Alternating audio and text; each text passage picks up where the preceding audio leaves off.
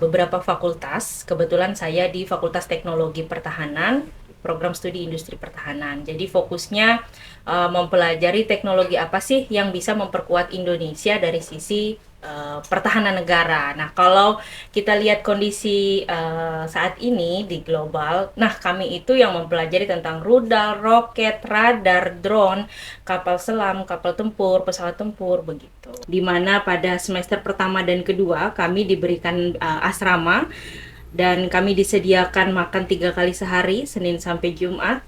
Kami diberikan uang saku, kami ditunjang biaya perjalanan dalam negeri dan juga luar negeri, dan ada tunjangan untuk penelitian. Sedangkan biaya perkuliahan tentunya gratis sepenuhnya. Saya diterima di Prodi Industri Pertahanan. Industri pertahanan. Wah, Tuh. kayaknya agak relate dengan kondisi sekarang ya. Iya benar. Geopolitik Yang dunia. rudal-rudal itu Iya, berarti Mbak mempelajari tentang rudal juga? ada. Oh, ada.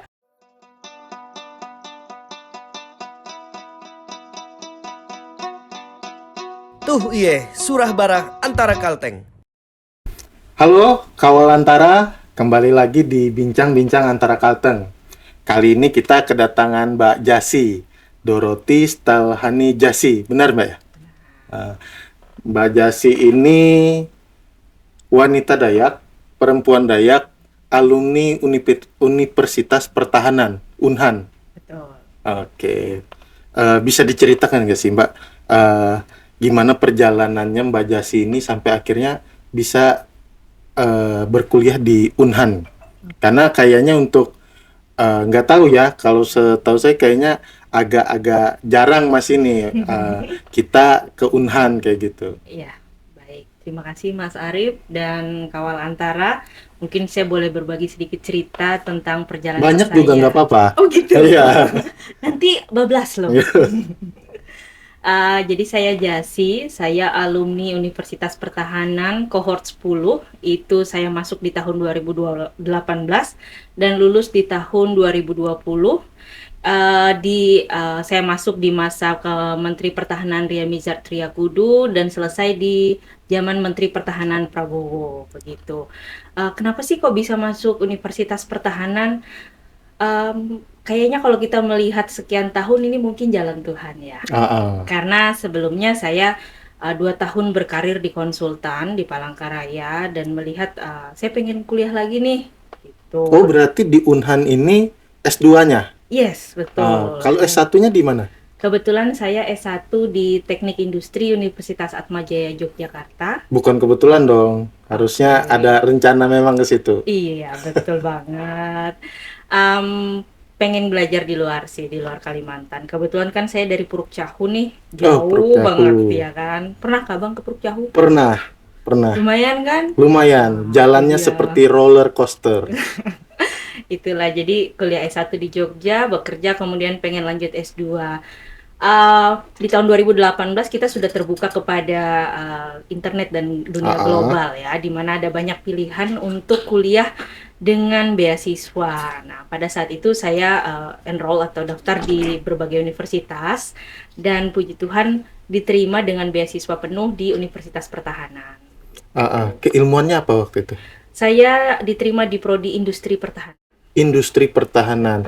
Wah, kayaknya agak relate dengan kondisi sekarang ya. Iya benar. Geopolitik dunia. Yang rudal-rudal itu. Iya. Berarti Mbak mempelajari tentang rudal juga? Ada. Oh, ada. Kebetulan tesis saya itu tentang rudal C705 buatan Cina. Wah, saya nggak ngerti itu, Mbak. Saya nggak ngerti. Berarti bisalah kita bahas sedikit-sedikit ya nanti. Boleh, siap. Nah, itu beasiswa. Ya, betul. Beasiswanya penuh atau bagaimana kalau di Unhan? Jadi pada tahun itu saya masuk di S2 itu beasiswa penuh, di mana pada semester pertama dan kedua kami diberikan asrama dan kami disediakan makan 3 kali sehari, Senin sampai Jumat. Kami diberikan uang saku, kami ditunjang biaya perjalanan dalam negeri dan juga luar negeri, dan ada tunjangan untuk penelitian. Sedangkan biaya perkuliahan tentunya gratis sepenuhnya. Wah, berarti bisa dibilang itu full, Mbak ya? Full banget. Oh, berat. Gacor lah ya. Iya, berarti juga untuk dapat beasiswanya nggak mudah dong. Lumayan panjang prosesnya. Mungkin bisa di-spill Mbak, ibaratnya gimana sih tahapan untuk dapat beasiswanya? Baik. Sama ya teman-teman seperti beasiswa pada umumnya, di mana tahap awal itu kita seleksi administrasi dengan ijazah, dengan nilai. Setelah itu kita ada tes TPA dan TOEFL. Jadi yang lolos berkas, kemudian kita lanjutkan dengan TOEFL minimal di skor 450. Kemudian kita tes TPA dengan minimal nilai tertentu. Setelah itu lulus, dilanjutkan dengan ujian wawancara. Setelah wawancara kita masuk ke pelatihan dasar ke militer. Oh, Latsar. Itu betul. Sama nggak kayak Latsar-Latsar kepala daerah kemarin kira-kira? Mungkin dalam prosesnya lebih keras kami kali ya. Ah. Karena kita memang benar-benar berada di Rindam, waktu itu di Condet, Jakarta Timur selama kurang lebih 1 bulan. Bentar Mbak, waktu Latsar ini sudah resmi diterima atau masih proses itu? Masih calon. Oh, masih calon. Karena harus lulus proses latsarnya dulu dari awal sampai akhir baru bisa dinyatakan sah sebagai mahasiswa pascasarjana Unhan. Oh, oke. Berapa spare waktu itu? Sekitar kurang lebih 6 bulan ya, dari mulai proses kita masukin berkas, tes ke Jakarta, bolak-balik lah ya, saya waktu itu masih kerja jadi bolak-balik Jakarta Palangka. Tapi worth it ya. Worth it Setelah banget. lulus untuk jadi mahasiswanya memang full juga beasiswanya. Iya, betul. Kalau kita bilang worth it, kita nggak bisa cuma menilai dari sisi keuangan saja, Oke, tapi siap. bagaimana jaringan yang dibangun di sana dan juga keilmuan yang kita dapat tentunya. Nah, kalau Unhan ini apa sih Mbak yang membedakan dengan universitas lain pada umumnya? Oke. Dari nama aja udah beda nih Ah, Mas, Universitas Pertahanan Indonesia. Jadi kita dispesifikasikan untuk mempelajari tentang pertahanan. Ada beberapa fakultas, kebetulan saya di Fakultas Teknologi Pertahanan, program studi industri pertahanan. Jadi fokusnya mempelajari teknologi apa sih yang bisa memperkuat Indonesia dari sisi pertahanan negara. Nah, kalau kita lihat kondisi saat ini di global, nah kami itu yang mempelajari tentang rudal, roket, radar, drone, kapal selam, kapal tempur, pesawat tempur, begitu. oh berarti drone yang Iya. lagi rame dibahas itu juga dipelajari kemarin itu. Iya, betul. Untuk prodi saya sendiri, kita secara luas ke manajerial industri dan transfer teknologi yang kita dapat dari negara lain. Contoh, kita pada masa kepemimpinan Presiden Prabowo, kita mengambil pesawat tempur dari Perancis yaitu Dassault Rafale. Nah, itu kan ada transfer teknologinya dan manajerialnya bagaimana itu di kami. Nah, tetapi bagaimana senjatanya, radarnya, itu ada lagi prodi teknologi penginderaan, teknologi persenjataan, dan teknologi daya gerak. Nah, kalau ini kan Mbak masuk di S2 ya. Ya, betul. Kalau S1-nya itu juga seputar pertahanan kah atau gimana? Atau ada prodi-prodi yang umum juga atau gimana? Kalau sepengetahuan Mbak Jasi. Kalau saya kebetulan linear ya, dari S1 dan S2, karena S1 saya teknik industri, masuk ke industri pertahanan itu masih linear, satu rumpun. Nah, tapi banyak teman-teman yang juga dari berbagai background yang kemudian linearitasnya dinilai dari tempat bekerja, begitu. Karena beberapa ada yang bekerja di pusat nuklir, begitu. Jadi dia masuklah di industri pertahanan. Seperti itu. Kalau kuota waktu itu berapa dalam satu angkatan atau mungkin satu prodi itu, Mbak? Kami sekitar 120 sampai 130 orang satu angkatan. Oh, itu satu angkatan Iya, ya, dengan betul. berbagai macam keilmuannya ya. Yes, betul. Untuk fakultas sendiri kita ada fakultas manajemen pertahanan, kemudian ada fakultas strategi pertahanan, teknologi pertahanan, dan saya lupa sih satunya. Di Kalteng banyak nggak sih alumni Unhan itu, atau kalau sepengetahuan Mbak masih cukup terbatas kayak gitu atau bagaimana? Izin juga, mungkin ada teman-teman dari Kalteng, tapi sejauh ini saya belum pernah ketemu sesama alumni dari Kalteng. Nah, kebetulan saat ini 2026 sudah masuk ke kohort 17 pastinya. Eh, Saya sih berharapnya mungkin melalui informasi di podcast Antara ya, Ha-ha. kita bisa menemukan jaringan alumni yang sama di Kalteng. Karena kalau yang saya dapat informasinya berarti Unhan ini non komersil ya, ibaratnya kayak katakanlah kayak agak-agak bisa dikatakan mirip nggak sih ala IPDN, ala mungkin yang pendidikan yang memang difasilitasi oleh negara seperti itu. Ya, betul. Kita difasilitasi full oleh negara karena kita tanda tangan kontrak itu harus lulus 1 tahun 8 bulan untuk S2 atau kalau tidak kita akan melakukan pengembalian dana. Heeh. Tapi kalau IPDN mungkin dia ada ikatan dinas ya. Heeh. Nah, untuk kami yang S2 tidak ada ikatan dinas. Jadi setelah lulus kita dibebaskan untuk berkarir di manapun kita mau. Oke. Karena saya pernah dengar Pak, untuk yang S1 ya, untuk yang sarjana kalau nggak salah eh, seleksinya itu secara nasional dan itu melewati beberapa tahapan seperti itu. Kayaknya sama juga kayak untuk S2 itu cukup panjang. Ya, kalau untuk S1 dia lebih detail dan lebih panjang lagi ya, karena bahkan dari nilai dan IQ saja ada standarisasinya. Oh, bahkan Gitu. IQ. Yes, benar. Tapi yang S1 ini ikatan dinas, Oh, S1 sehingga nanti ikatan dinas akan ya. langsung diserap oleh Kementerian Pertahanan. Gitu. Tapi untuk yang S2 kita masih bebas. Berarti kalau Mbak nih sebagai seorang putri Dayak, perempuan Dayak, melihat Unhan ini sebenarnya sebuah peluang sarana pendidikan yang mungkin harusnya bisa lebih banyak diakses oleh putra-putri daerah kita ya. Oh iya, tentu saja. Karena sudut pandang kita terhadap pertahanan itu tidak mungkin kita dapatkan secara lengkap dan holistik kalau kita tidak kuliah di Universitas Pertahanan. Contoh, untuk memahami tentang ketahanan pangan, ketahanan energi, itu ada program studinya sendiri tentang ketahanan energi. Apa sih yang dimaksud dengan pertahanan, hubungannya dengan geopolitik Indonesia dan politik bebas aktif Indonesia, serta pergerakan di dalam negeri untuk pembangunan. Semua tentunya berkaitan dengan pertahanan. Jadi nggak, kalau bicara tentang pertahanan ini, ketahanan negara ini juga nggak sesederhana mungkin pemahaman yang kita dapat atau kita coba jabarkan secara umum ya. Ya, betul. Nah, kalau tadi kan juga ada kata Mbak di dalam beasiswa itu dibiayai perjalanan keluar negeri. Ya. Itu maksudnya keluar negeri itu apakah ada study tournya atau kegiatan pendidikannya yang seperti apa? Kita ada yang namanya kuliah kerja dalam negeri dan kuliah kerja luar negeri. Nah, yang dalam negeri itu kita bekerja sama dengan provinsi yang kemudian di sana menjadi lokasi penelitian. Di sana kita mengambil data, kemudian melakukan kajian apa unsur pertahanan yang kemudian bisa dikembangkan di sana. Pada saat itu saya dapat di Kalbar. Oh, Kalbar. Yes, betul. Jadi kita audiensi dengan gubernur, kita bertemu dengan beberapa industri pertahanan yang ada di Kalbar.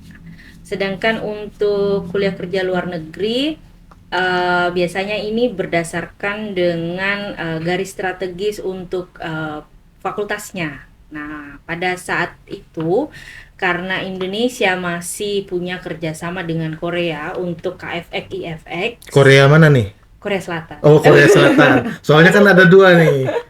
Agak serem ya kalau Jadi kita ke Korsel dan di Berarti sana, Mbak Jasi ke Korea Selatan ya? ya kita kebetulan ke beberapa daerah di Korea Selatan. Berarti ini Mbak Jasi itu ke Korsel bukan untuk nonton K-pop ya? Kita nonton K-pop bonus sih, Oh. gitu, cuci mata dan beli skincare. Tapi di sana tentunya kita datang ke salah satunya adalah Korea Aerospace Industry. Jadi melihat seperti apa sih pabrik pembuatan pesawat terbang yang ada di Korea. Berapa lama waktu itu Mbak? Kita kurang lebih 1 minggu keliling di sana ke berbagai industri. Ada juga namanya LIG Next One. Kita ke sana. Apa saja di sana itu Mbak? Di KAI itu kita melihat secara detail pembuatan pesawat tempur KFX IFX. Kenapa sih kok Korea ini bisa sampai bikin pesawat tempur seperti itu, proses teknisnya bagaimana, manajerial dan SDM-nya di dalam seperti apa, itu yang kita tinjau supaya ketika kita pulang kita melihat industri pertahanan yang ada di Indonesia, kita bisa tahu oh ternyata Indonesia masih butuh pengembangan dan dukungan di bagian ini begitu. Nah, waktu itu Mbak, kalau Mbak Jasi kan dapatnya di Korea ya, Ya. Korea Selatan, Ya. bukan Korea Utara. Untuk yang lain ke negara mana saja mungkin Mbak, kalau sepengetahuan Mbak? Oke. Ada beberapa negara, ada yang ke China, turun di Beijing dan melihat bagaimana proses di sana untuk teknologinya. Ada juga yang ke Australia dan pada saat angkatan saya cuman itu. Ada yang ke Malaysia juga. Oh, ke Malaysia Gitu, juga ya. ya. Dia tiap angkatan akan ada perbedaan. Gitu tergantung dari fokus pembelajaran yang mau diambil apa. Karena menyesuaikan juga perkembangan dari kondisi pemerintahan dan lainnya Mbak ya. Nah, kalau dari sisi ini Mbak, apa saja sih Mbak persyaratan utama Mbak? Kita kembali tadi untuk yang mahasiswa itu Mbak. Saya itu lupa menanyakan dan menegaskan berarti untuk bisa mengakses Unhan ini nggak perlu harus berlatar belakang militer ya? Enggak dong. Jadi apakah ada kuota atau ada persyaratan khusus seperti itu? Untuk kuota saya rasa ada karena di tiap prodi itu terbatas ya, paling banyak 20 sampai 30 orang per prodi gitu. Sehingga kalau dihitung total pasti ada satu jumlah tertentu. Nah, kalau persyaratan khusus saya rasa pastinya mampu secara akademik, bahasa Inggrisnya bagus dan juga memiliki ide yang kemudian bisa berdampak untuk pembangunan pertahanan Indonesia. Dan salah satu kunci lainnya ini tips ya gitu, surat rekomendasi gitu. Rekomendasi itu dari mana? Oke. Misal saya datang dari kampung ya, itu saya bisa minta rekomendasi bupati.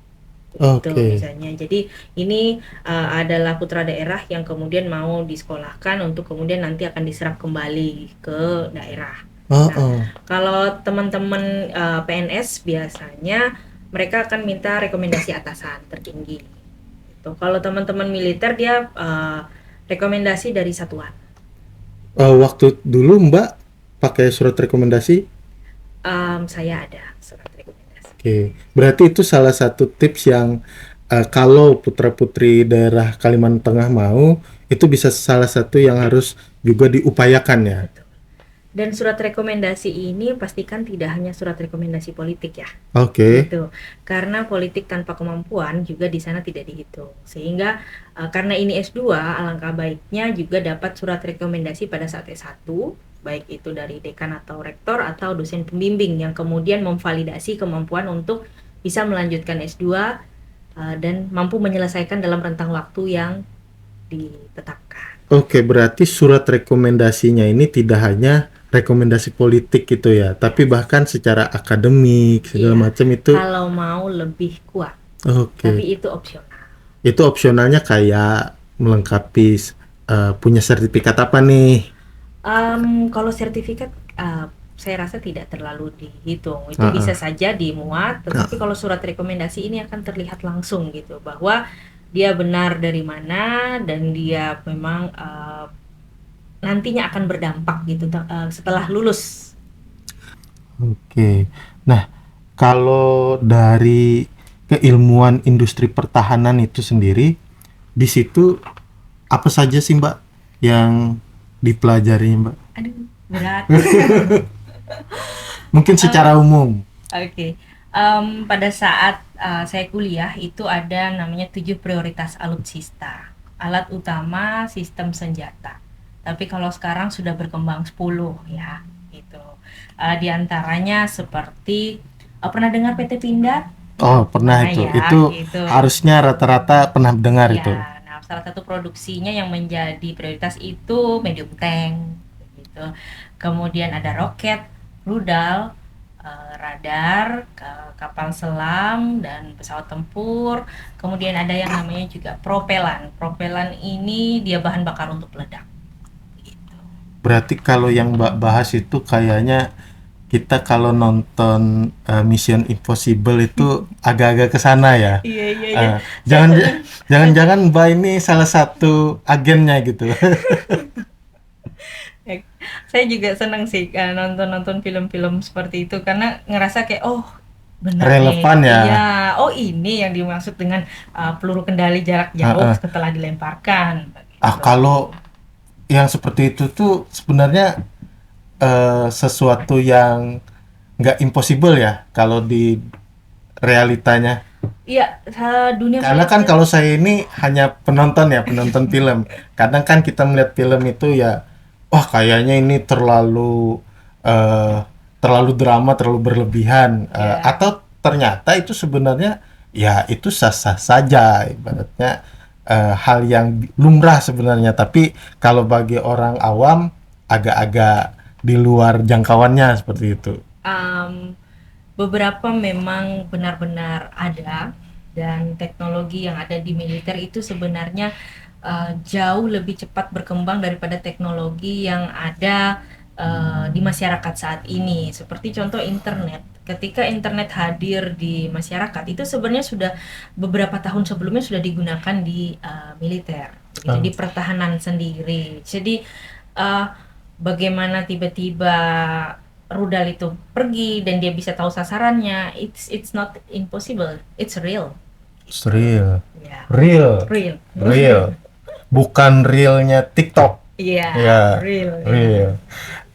Nah, kalau peluang lulusan dari Unhan, katakanlah S2-nya ini karena Mbak kan S2, itu eh, bisa dibilang cukup banyakkah atau bagaimana dari pengalaman Mbak sendiri? Ya, selama kita mampu memahami bahwa pertahanan itu luas ya, dia bisa masuk di berbagai lini, semua lulusan itu bisa diserap.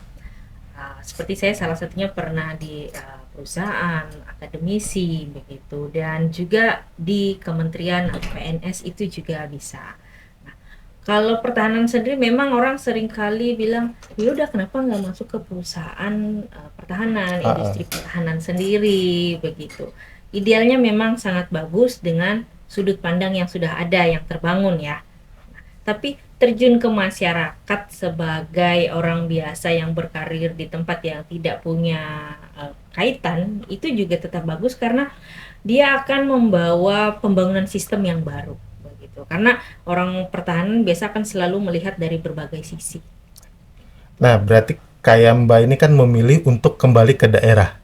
Nah, seberapa besar sih relevansi eh, industri pertahanan ini dan daerah seperti itu, Mbak? Ya, sangat besar sebenarnya.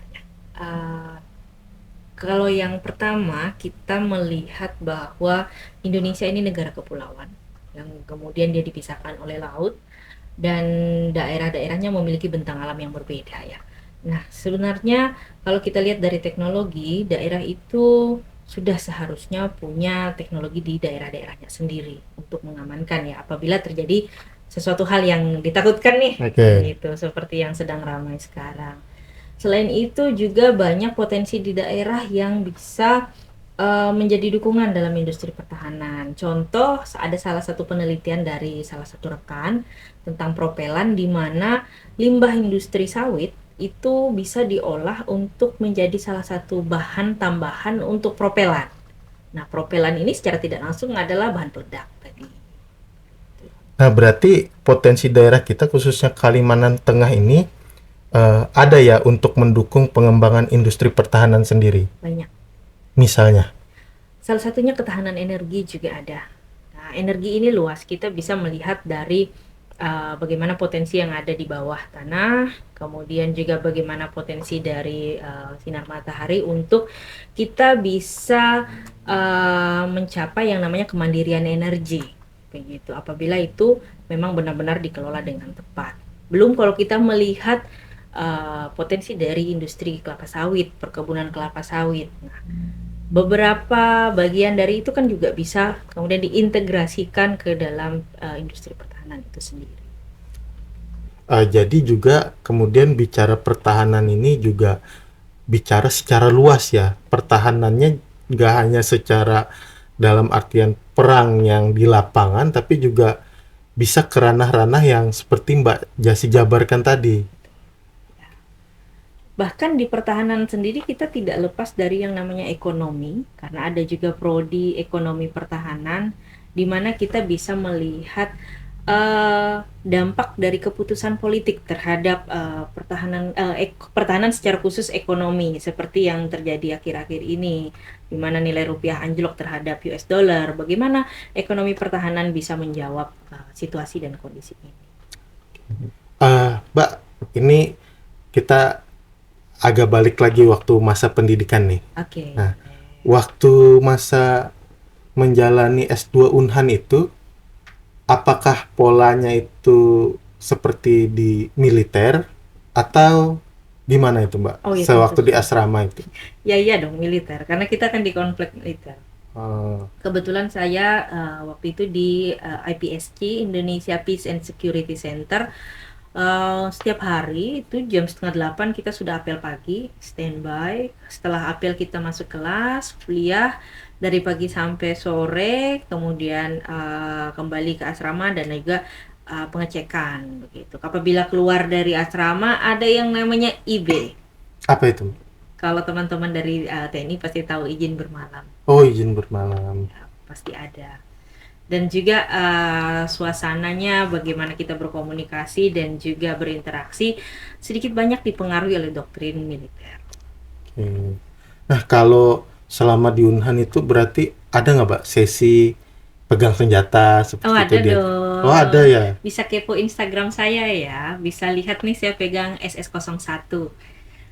Itu adalah senjata senapan tempur Heeh. gitu, yang dibuat oleh PT Pindad, yang salah satunya patennya dimiliki Indonesia sebagai salah satu senjata yang terbaik gitu. Dan kita diajarin untuk menembak di lapangan, kita juga diajarin bongkar pasang senjata, pistol begitu, Berarti mulai bongkar pasang, menembak segala macam diajarin diajarin ya? ya. Iya ini. Hati-hati nih, bisa saya tembak ini Mas Akif nanti. Berarti itu memang itu bagian dari pelajaran untuk bagi semua mahasiswa ya? Ya, itu tadi yang bagian dari pelajaran militer Latsar tadi Heeh. yang Itu sebelum untuk kita masuk. setahu Mbak untuk S2 saja atau S1 juga? Oh, S1 lebih berat lagi dibandingkan kami. Mereka lebih intensif lagi pengembangannya. Kalau kami kan bisa dibilang supaya kami mampu memahami proses di dalam militer. Begitu, ada doktrin-doktrinnya, begitu. Bisa mengetahui lingkungannya seperti ini. Nah, Mbak itu kan nembak ya? Itu gimana perasaannya dulu waktu nembak itu, Mbak? Karena biasanya pakai ini ya? Oh, enggak, kita enggak. Enggak ya? Suaranya kan agak Nyari. nyaring. Kebetulan kita waktu itu di lapangan tembak itu kita posisi merayap dalam kayak gini gitu, apa ya bahasanya kayak gitu, seperti kita lagi mengintai. Nah, kemudian kita ngambil satu sasaran dan kita tembak. Yang pertama nyaring banget, telinga kerasa, dan ketika memencetnya itu ini yang kerasa tek gitu, kedorong karena memang dia sangat keras ya. Itu tapi bagi mungkin awal-awalnya ya. Iya. Kalau sudah mulai terbiasa mungkin lebih pro ya.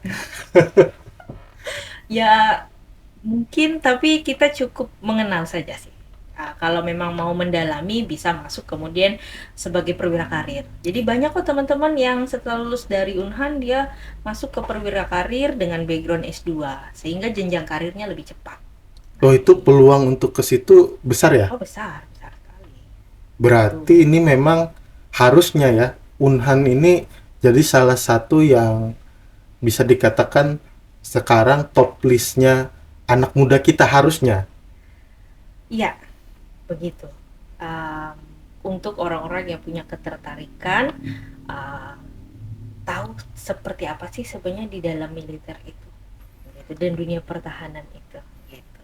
Mungkin saya itu ada kekhawatiran mungkin jangan-jangan generasi muda kita ini kurang mendapat informasi mengenai Unhan kayak gitu. Makanya harapannya dengan obrolan ini mungkin eh, memberikan informasi-informasi baru kepada kawal antara supaya oh ternyata peluang untuk ke Unhan itu bisa kita akses, bisa kita dapatkan seperti itu, Mbak. Karena nyatanya Bawi Dayak ini lulusan Unhan kayak gitu. Iya, dan saya rasa yang lebih hype-nya itu ke S1.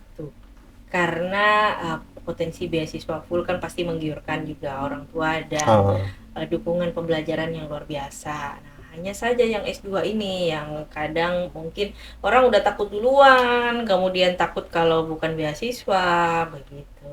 Saya rasa dengan kita mencoba sesuatu hal yang baru seperti pertahanan ini, itu akan membuka jaringan, membuka wawasan dan dunia, gitu. oke. Eh, Mungkin yang perlu dipersiapkan nih, Mbak. Kalau pengen ke Unhan apa? Prodi yang mau dituju apa? Kemudian esai yang kemudian selaras antara S1 dengan prodi yang ingin dituju dengan rencana tesisnya nanti seperti apa.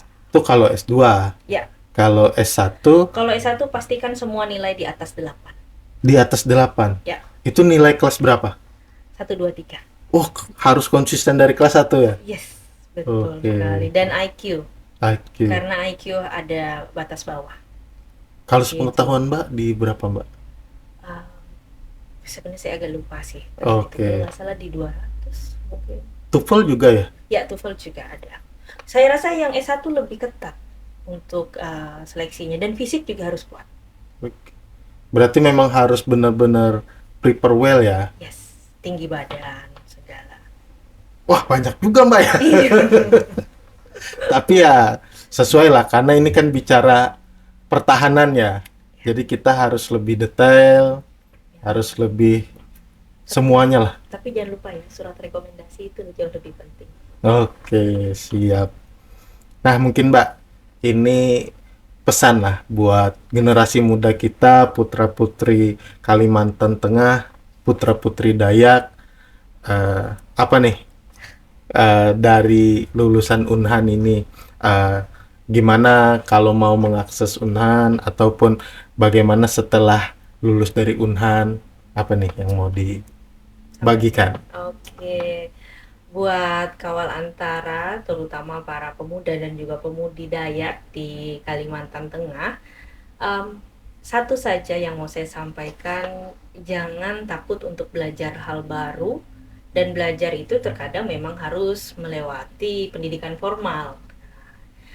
Apa saja yang kemudian menjadi ketertarikan kita, kejar sampai dapat. Nah, disitulah kita akan terbuka bahwa masa depan itu cerah, dan ketika kita kembali ke daerah, kita bisa memberikan lebih banyak untuk daerah kita, dan bangga menjadi perempuan Dayak yang pernah ada di Universitas Pertahanan.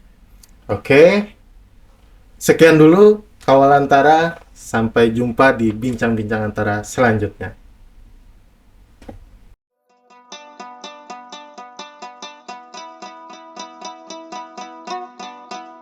Tuh iye, surah barah antara Kalteng.